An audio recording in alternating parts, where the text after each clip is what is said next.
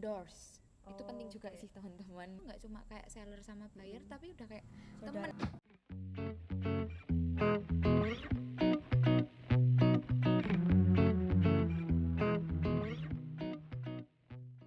Shalom anak muda, bagaimana kabarnya hari ini? Nah sekarang saya akan bertanya-tanya sama Gustar kita. Dan sekarang Gustar kita adalah Mbak Ami. Halo semuanya, shalom. Apa kabarnya Mbak Ami? Puji Tuhan, luar biasa Aci. Oh iya, sekarang kenapa sih sekarang aku ditemenin sama Mbak Ami? Nah ini tuh berhubungan dengan question box yang habis dibuat sama si acara yang ada di Snapgram Komda Gideon. Kali ini saya akan bertanya-tanya sama Mbak Ami. Yang pertama, awal mula Mbak Ami berbisnis itu gimana? Berbisnis apa nih? Oh ada beberapa ya? Oh iya. Oh salah satu bisa disebutkan mungkin? Iya, ya cerita dikit aja ya buat teman-teman. Jadi saya itu sebenarnya sudah memulai belajar bisnis, nggak bisnis sih, jualan ya lebih tepatnya. Itu tuh udah saya lakuin dari SD kelas 3. Mungkin SD, cuma guys. beberapa orang ya yang tahu, teman-teman dekat saya aja mungkin. Dan sampai sekarang puji Tuhan saya masih bisa jualan terus. Jualan apa nih Mbak? Yang sekarang Ya kalau sekalian sekarang, dipromosiin bisa. aduh. Iya. Kalau sekarang saya sedang ya. Saya berjualan bisa dicek di @beliyuk.soc. Saya jualan yang namanya pakaian. Itu ada daster tunik. Nah, karena kemarin-kemarin ini lagi ngehits kan sampai sekarang tentang daster nih. Nah, terus saya jualan deh di lewat Instagram itu. Jadi sebenarnya kalau ditanya gimana awal mula berbisnis itu, nggak ada awal mulanya sih, karena memang saya hobi jualan aja ya. Dari SD saya sudah belajar jualan. Yang pertama itu saya jualan tali rambut, terus apa tuh namanya, jepit rambut gitu-gitu, dan saya pasarin ke teman-teman SD saya. Kemudian masih inget nggak, mungkin generasi saya ya, ada yang namanya binder. Tahu binder Iya, nggak Mbak? tahu. Nah tuh berarti saya nggak tua-tua banget ya. Enggak. Nah itu saya jualan tuh yang kertas-kertas binder itu loh, yang Ya, sama, ada aku dulu harvest. juga pernah, betul. Nah itu tuh seperti Bisa. itulah. Itu juga aku jual harganya 1.000, ada yang harganya 500, 200 gitu itu. Nah terus sampai sekarang saya bisa jualan daster ini. Yes, sebenarnya simple sih ya, cuma daster pakaian rumahan kan ya, Betul. home dress gitu kalau nama bagiannya. Tapi ya puji Tuhan, apa ya, karena memang hobi juga sih saya jualan, dan sampai sekarang puji Tuhan masih berlanjut ya, semua only by His grace. Iya. Kira-kira udah berjalan berapa lama Mbak bisnisnya?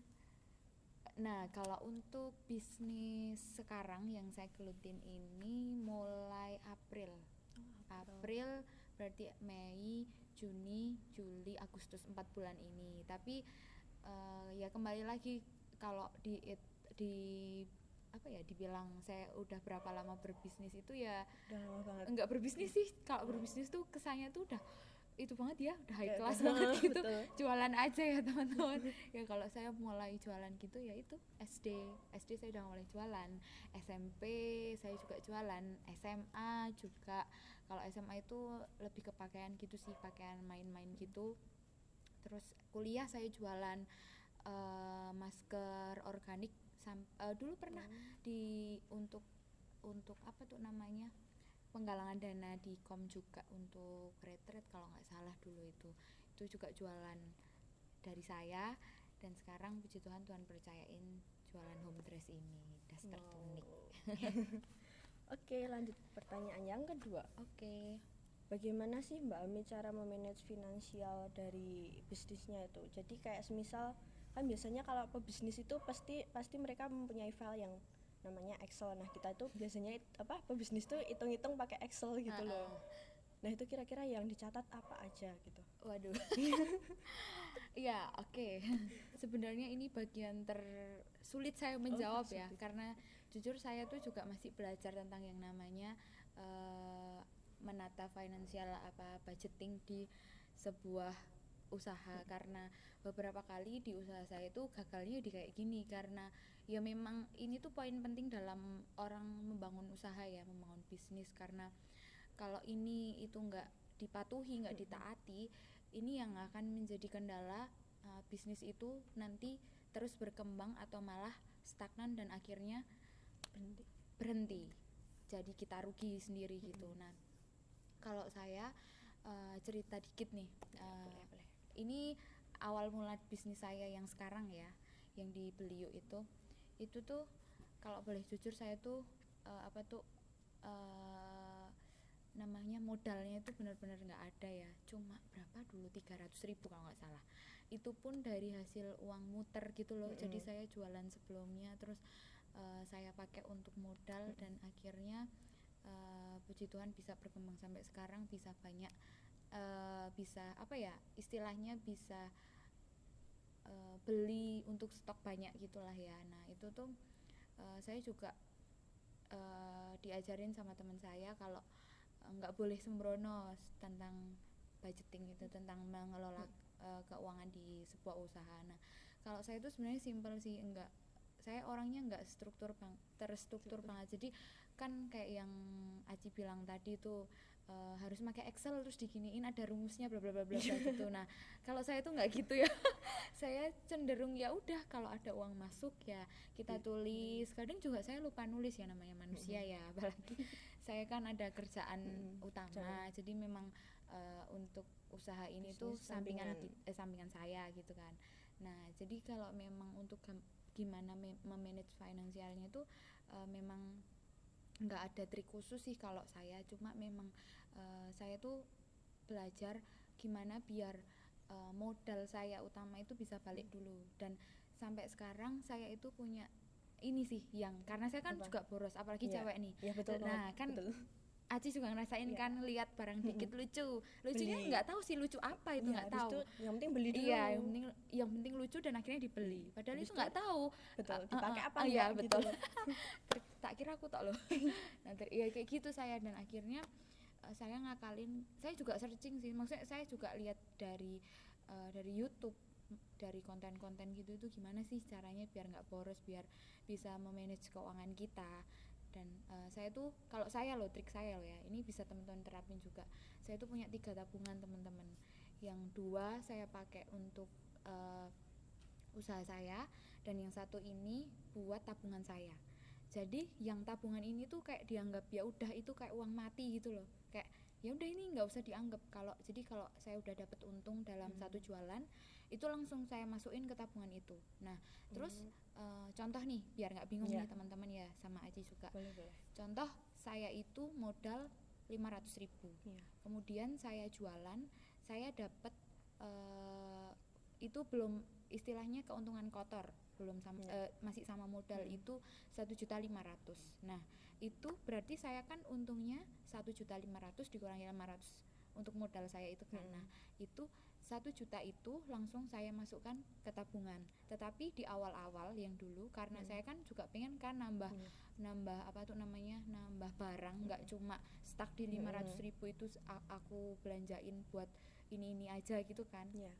Nah itu dari keuntungan awal itu aku sisain dikit tok untuk ditabung, dan hampir setengahnya lah, 3/4 lah, malah 3/4 aku saya ituin buat tambahan modal. Jadi yang awal-awal dulu nabungnya dikit-dikit, tapi puji Tuhan karena semakin banyak barang juga jadi tabungannya juga bisa semakin bertambah banyak. Gitu teman-teman, karena memang kalau enggak dipisah itu tuh kayak rasanya tuh wah uangnya kan banyak kan, rasanya tuh kayak pengen habisin cepet banget habisnya, apalagi cewek tuh. Oke, lanjut pertanyaan yang ketiga. Kendala apa sih yang pernah dialami Mbak Ami selama berbisnis? Oke, kalau tentang kendala tuh sebenarnya banyak sih, tapi kalau untuk saya pribadi, apalagi saya punya pekerjaan utama ya, yaitu kendalanya di waktu. Nah itu tuh benar-benar ya teman-teman harus banget di manage gitu ya, kayak harus promosi lah, ini masih ngurus pembukuannya, masih juga foto katalog. Nah padahal saya itu masuk kerja dari Senin sampai Sabtu, terus Minggu saya masih kadang kan saya dapat tugas pelayanan di gereja kan.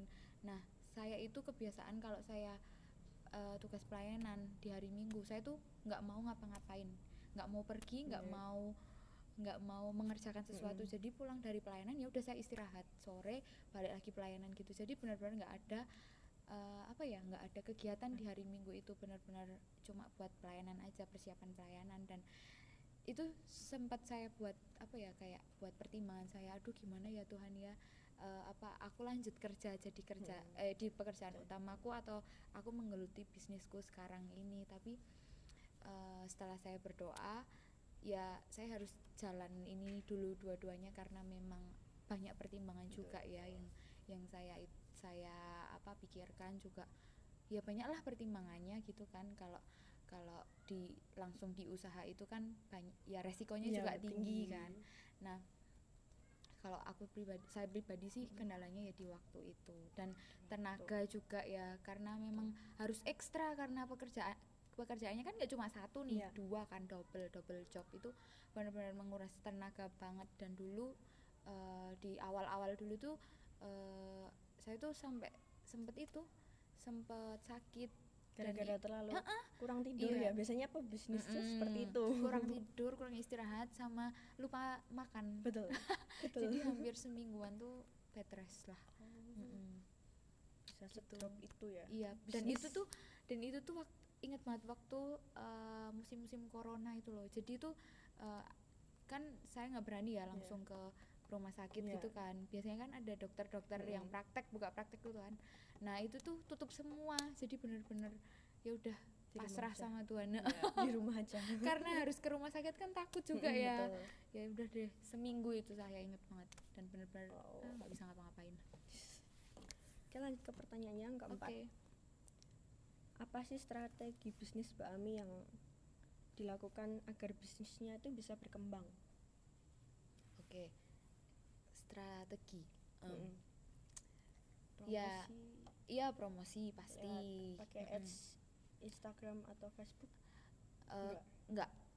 Kalau saya kebetulan dulu kan Instagram saya udah pernah buat jualan sebelumnya, dan puji Tuhan followersnya juga lumayan ya. Jadi ya saya melanjutkan aja. Cuma yang utama sih sebenarnya biar berkembang itu ya kembali lagi di pertanyaan nomor 2 tadi ya. Gimana kita memanage finansialnya itu, budgeting itu tadi. Itu karena itu tuh benar-benar menentukan bisnismu itu berkembang atau enggak, atau malah stagnan dan akhirnya bisa berakhir kan. Nah itu, yang strateginya sih itu harus benar-benar hati-hati buat budgeting tadi itu. Terus yang kedua, benar promosi. Nah promosi itu yang saya lakuin, saya itu juga belajar dari artikel-artikel gitulah. Banyaklah teman-teman bisa belajar kalau yang mau memulai bisnis ya. Gimana sih cara promosi yang bagus. Kalau saya kan di Instagram ya, lebih utamanya di Instagram. Nah di Google, di internet tuh banyak banget gimana caranya. Terus ada juga waktu-waktu tertentu lewat orang itu buka Instagram itu bisa dipelajari ternyata. Dan dari dari Instagram pun tuh udah ada insight. Nah itu kan bisa kelihatan. Betul. Nah siapa yang datang, profil kita itu dikunjungi itu jam berapa, terus usianya berapa, terus harinya apa gitu kan. Itu udah kelihatan karena ya memang udah canggih banget ya sekarang. Jadi udah bisa diprediksi kira-kira pada kapan dapat lihat dagangan kita gitu. Betul. Terus yang ketiga itu berinovasi sih ya. Jadi kayak sekarang nih kan kalau kayak jualan saya home dress duster itu kan sekarang lagi banyak banget, dan itu tuh benar-benar saingannya banyak banget ya. Itu benar-benar kayak aduh, kalau nyari pelanggan mungkin susah banget karena hampir semuanya itu jualan gitu kan. Nah kalau saya strateginya itu benar-benar kayak kita tuh kan, kalau saya kan punya reseller, punya buyer. Nah itu tuh menjalin komunikasinya dengan baik gitu loh. Kayak kita tuh nggak boleh menyia-nyiakan pelanggannya kita, karena dari situ tuh dari pelanggan kita order sekali, ada kemungkinan dia Bisa repeat repeat order order. lagi. Nah itu gimana caranya kita itu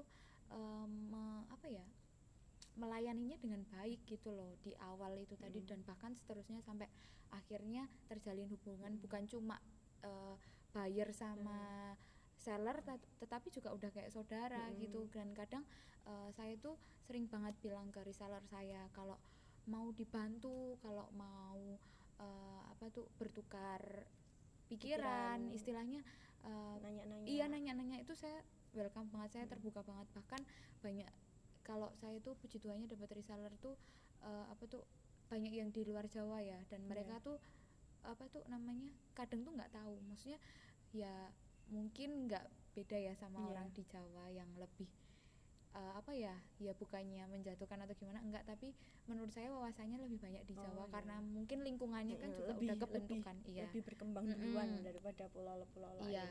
Nah kalau yang orang luar Jawa tuh kadang tuh mereka nggak tahu gimana cara gunain Instagram, gimana cara gunain Shopee dan lain-lain, dan disitulah saya bisa bertukar pikiran tuh sama mereka. Bisa saya berbagi ilmu. Benar. Dan kadang ilmu yang saya nggak tahu mereka tuh udah tahu. Jadi ya cocok lah. Iya, jadi nggak hubungannya tuh nggak cuma kayak seller sama buyer, tapi udah kayak temen, udah kayak saudara gitu. Gitu sih. Ya lanjut ke pertanyaan berikutnya. Oke.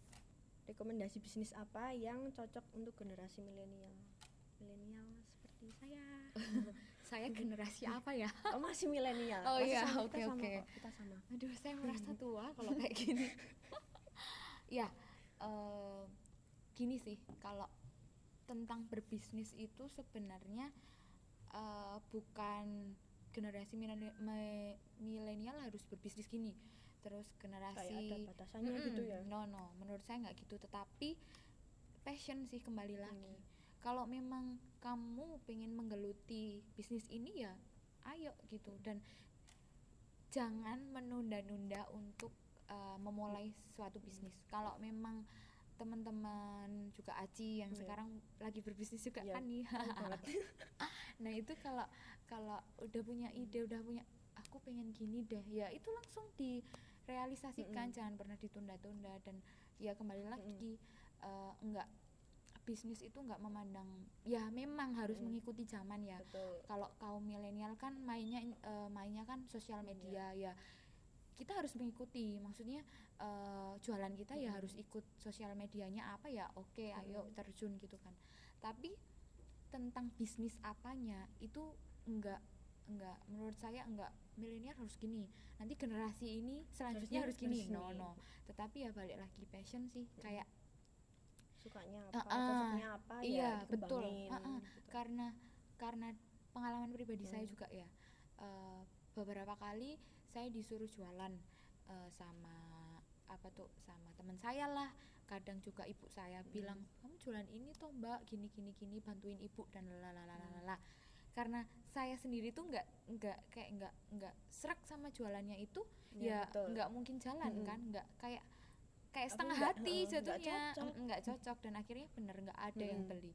Dan setelah karena memang saya suka fashion kan, ya ini sih fashion di rumah ya sekarang, cuma home terus gitu loh, nggak pakaian yang mewah-mewah banget gitu kan, nggak itu banget. Dan karena saya suka dulu, ya akhirnya puji Tuhan sampai sekarang bisa berjalan sih, karena memang harus suka dulu, harus kayak gitu dulu, kayak menumbuhkan rasa ingin berjualan.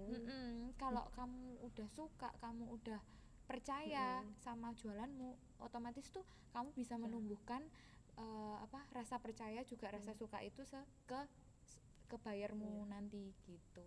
Kalau menurut aku gitu sih, sepengalamanku loh ini. Lanjut ke pertanyaan yang berikutnya, yaitu tips and trik berjualan online dong mbak. Ya, aduh apa ini? Tips and trik berjualan online. Apa ya? Yang pasti harus apa ya? Tertata rapi biasanya. Konten. Nah betul. Konten tuh nggak boleh dilupakan tuh. Harus selalu menarik. Update konten, harus menarik, dan apa tuh, yang namanya medsos itu kan dilihat banyak orang ya, gampang banget orang Betul. lihat gitu. Jadi ya isilah konten kalau bisa setiap hari sih, itu continue, itu nggak boleh jangan sampai tuh Nge-stop di hari ini no. jangan sampai. Dan akhir-akhir ini tuh saya juga mengalami itu, apa tuh, berhenti di satu hari karena kelupaan update konten atau Betul, apa kelupaan terlalu capek gitu. Dan ternyata tuh ngaruh juga loh di apa tuh, di pembelian, di apa tuh, pemasukan aku juga, karena orang lain lihat, bayar kita lihat dari media sosial kan ya, dari updatean kita kan. Iya, Kalau kita betul. nggak sering update ya nggak mungkin mereka tahu kalau kita jualan. iya betul. Dan harus memberikan informasi yang jelas di media sosial kita. Kalau apa tuh, kalau umpamanya tentang order caranya gini, ya harus dijelaskan dengan jelas-jelas banget, karena kadang tuh kita juga sering menemui konsumen yang orangnya tuh kadang tuh nggak memperhatikan gitu loh, padahal kita udah jelas-jelas menjelaskan toh, tapi mereka juga nggak memperhatikan gitu Saya sih. nggak mau cari tahu gitu ya. Terus endorse itu penting juga oke. sih teman-teman yang jualan online.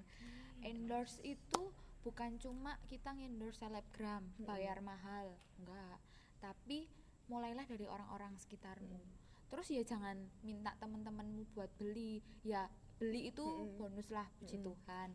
Tetapi kalau prinsipku loh ya, itu nggak ada salahnya kok kalau teman-teman ngasih teman kita, teman-teman dekat kita, kan juga nggak hitung lah, kita berbagi lah ya gitu. Terus nanti dari dia kita bisa dipromosiin gitu. Jadi ini juga sih harus diingat orang yang berwirausaha, yang memulai, yang sedang menjalankan bisnis itu, jangan takut buat berbagi. Entah kamu berbagi jualanmu, atau entah kamu berbagi lewat hasil jualanmu, itu nggak boleh dilupain. Itu bisa berpengaruh ke jualan kita, Iya ya, benar, bisnis kita. betul. Saya sering banget juga, saya cerita juga ya, saya sering banget juga, apa tuh namanya, ngasih free ke reseller, ke buyer saya. Itu kayak apa ya, bukannya terus wah ya nanti untungnya kan jadi dikit, aku rugi kan gini-gini, enggak, malah dari itu tuh malah ada respon baik dari bayarnya, dari resellernya, dan akhirnya dia repeat order terus sampai sekarang, puji Tuhan. Dan ternyata setelah dikalkulasiin juga saya nggak rugi-rugi banget ya. Memang ada keuntungan yang berkurang, tapi itu nggak berkurang Nggak banget. berpengaruh banget Iya, ya. kadang saya juga dimarahin, kenapa sih apa Baik banget. enggak baik. Oh, nggak baik. Cuma gimana ya, saya tuh ya nggak boleh sombong sih ya Tuhan. Enggak, cuma kayak rasanya tuh seneng aja gitu loh kalau berbagi. Betul, apalagi Gitu. dari penghasilan sendiri ya. Betul. Itu aja sampingan. Dari Enggak, sampingan. belum seberapa. Oke, last question. Ya, aduh cepet banget Ya. sih. Apa mau ditambah lagi? Oh enggak. Oke, yang terakhir adalah mau tanya dong, kalau mau buat all shop apa aja sih yang harus disiapin agar dapat bersaing di pasaran? Oke, yang harus disiapin Misalnya, ya jualannya itu apa dong, ya nggak? betul. Ya nggak, kalau nggak tahu jualannya apa ya nggak tahu dong mau jualan apa kan di all shopnya.